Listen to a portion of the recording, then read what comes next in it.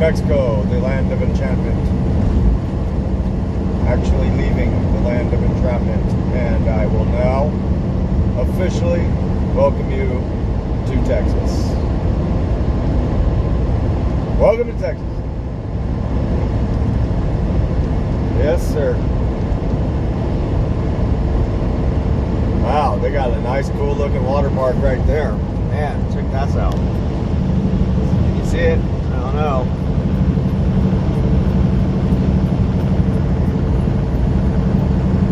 That place looked like a lot of fun. The kind of place that makes you wish you were a kid again. What that was.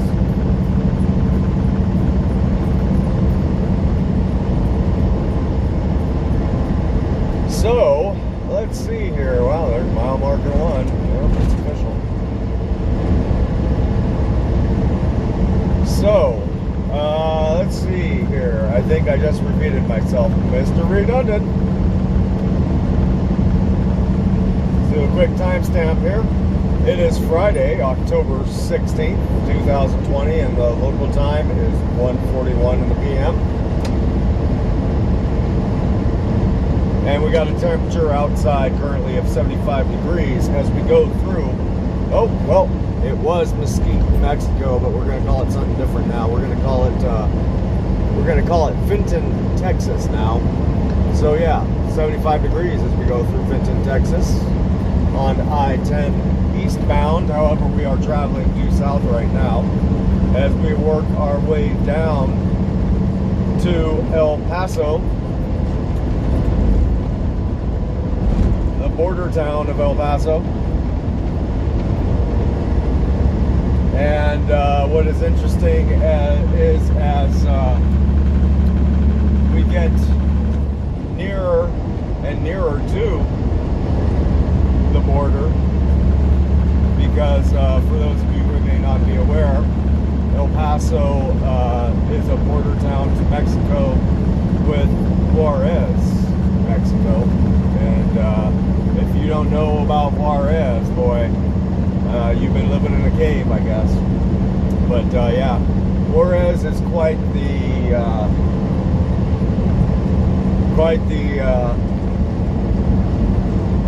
I don't want to call it hostile, but it can be. It's the kind of place you don't want to find yourself blonde, 21 years old, and wearing Daisy Duke shorts necessarily on your own. Put it like that. and that applies to either man or woman. I'm just saying, you don't want to be man or woman, and if any of those attributes, and find yourself in Juarez, you just don't. So that said, yes, there becomes to take on just a vibe as you get closer and closer. And I don't know if it's just me. It's just me being aware of where I am, or if it's something that kind of is just kind of a vibe, like I say. I think it might have something to do with the fact that you start noticing more and more features, you know, that pertain to a sense of security, right? Features, devices, people. Like, you know, you start noticing more like camera, you know, post things, and you definitely start seeing Border Patrol, and the port of entry and way station scales they take on a far more almost militaristic kind of feel to them, and you know, of course they do. It's, you know, border, you know, to the boundaries of the nation, right? The United States of America, right? So of course it does, but it's just interesting. And no, this is not the first time I've been down there in El Paso. I actually did quite a bit of work at a mall in El Paso where I did a bunch of tile work in a Forever 21 clothing store that was just being refurbished. I believe it was being refurbished. Oh, I think we're doing about 18,000 square feet of tile on their floors. It was nice tile work too. It was actually, we did the tile work on their floors, and then we also did tile work on the fascia where the signage goes, and then a bunch of like these pillars and stuff. They actually called for a very high standard of quality of workmanship. However, they didn't want to pay for it. Of course, they never do. They always want top grade A+ kind of craftsmanship, and they want to pay D-, you know, or F+ wage, right?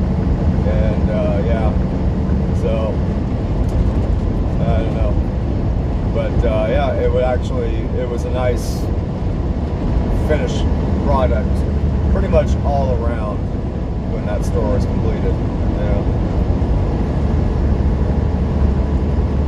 Oh, it looks like we're dropping down to 60 miles an hour. Alright, I guess I better do that.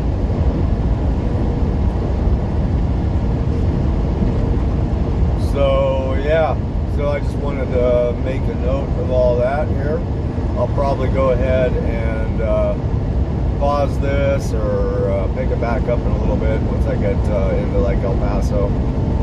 But I suppose I could actually probably let it run here for a little bit while I go through Vinton. Just so you can kind of get a look-see here, huh? Kind of just another city like any other, I suppose, but there's always subtle differences to it. The Porsche dealership, of course, right?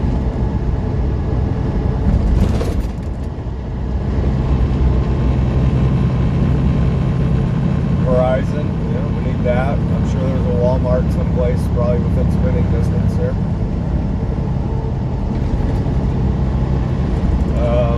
And just lots of sand. Well, lots of sand, lots of dirt, lots of rocks.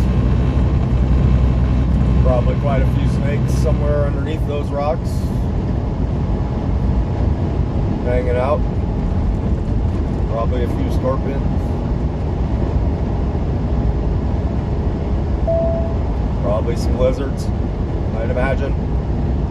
Maybe even some lot lizards. You never know. Ahead, no trucks, left lane. Okay.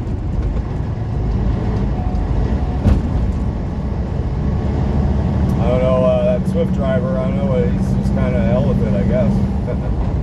The Swift driver up there in the left lane, he's like, I'm Swift, man. I don't read signs. Oh, everybody gets down on the Swift drivers, I know. But they're just people too.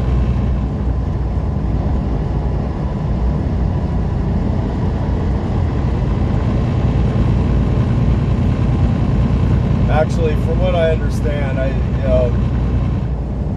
and from what I hear, and and it makes sense that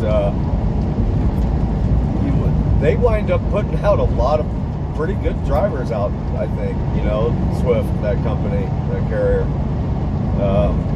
Granted, they take on a lot of people just straight off the street, just throw them in a truck after a quick school, and. But from what I understand, their training school, their school thing, or whatever, is actually, fairly good, right? It always comes down to the person, the student, right? It really does. I mean, a good student is going to take any kind of training and turn it into, something, worthy, right? Bad student will take good training and not use it, right? So it really comes down to the student. But the thing with Swift, and it's kind of like this with everything, is when you are learning a new talent, whatever it may be, the best way to do it is to learn it slow, right? And just repetition of a slow thing, right? Use the analogy of playing guitar or piano. You learn what you want to learn slow, and you do it over and over and over and over and over, slow, repetition. And what you get is what's called muscle memory, right? Well, works for the mind too, right? So if you do something over and over and over and over, and you do it in a slow fashion, that means at that eventually you'll be able to do that very thing perfectly fast after time, right? After practice. So the same can be said with the driver, right, of a truck. And well, they drive kind of slow trucks, so over time they become probably really good drivers. Once they get out into their own, get their own business going, or get into a smaller carrier and get a faster truck, they probably actually become really good drivers. It's logic. I don't know. I'm just being logical about it. Makes sense. No trucks left lane next 19 miles. All right. But the middle lane is fine. The middle lane is good. It's a big one.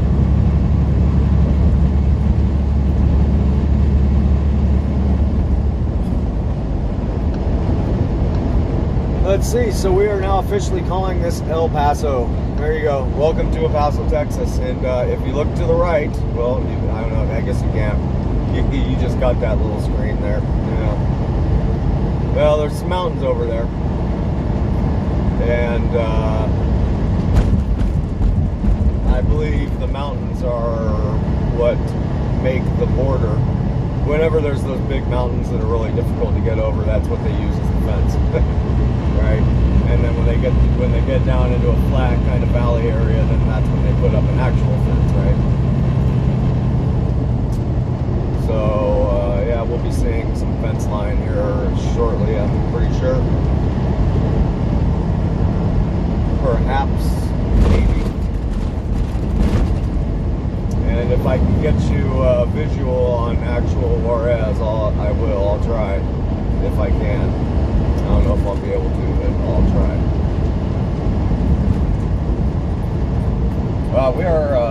We're supposed to be running at 60 miles an hour here, Kel, and you're doing like 63. Of course, I am kind of just going with the flow of traffic here, but I should bring it down and do this. We'll go 61-ish. And that way I'm not the fastest nor the slowest.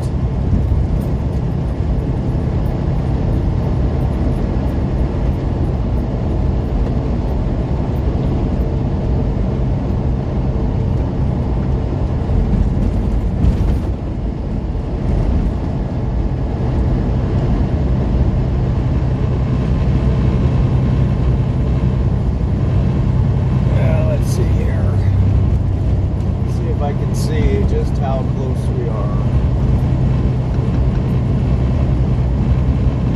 Yeah, we're not quite spitting distance from the border yet. We still got a little ways to go. So I'll tell you what, I'm going to go ahead and wrap this one up. Just to kind of save memory on my phone. I'm not sure how much I have left in there right now. I think I still got quite a bit, but this is just kind of ho-hum anyways. So I think I'll probably wrap this one up. I don't know, I'm still thinking.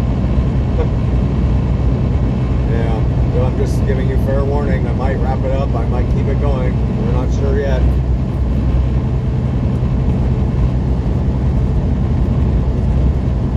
See what's on the other side of this little hill here, around this curve, and then I'll decide.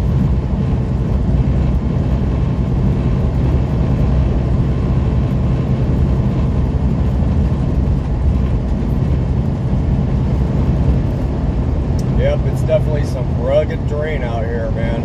Wow. Man, woman, whatever. Dude, chick,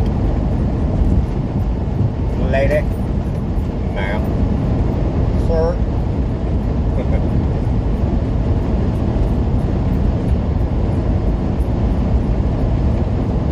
Oh boy, yeah, let's look at that. Oh, yeah. Alright, well, let's do this. I'm going to go ahead and wrap this one up, and I'll begin a part 2. That way I don't get too crazy long on this video. and we'll get like 2 15-minute videos going or something like that. Part 1, 2, maybe even a 3. We'll see how it goes here. So I shall be right back in a sec. See ya.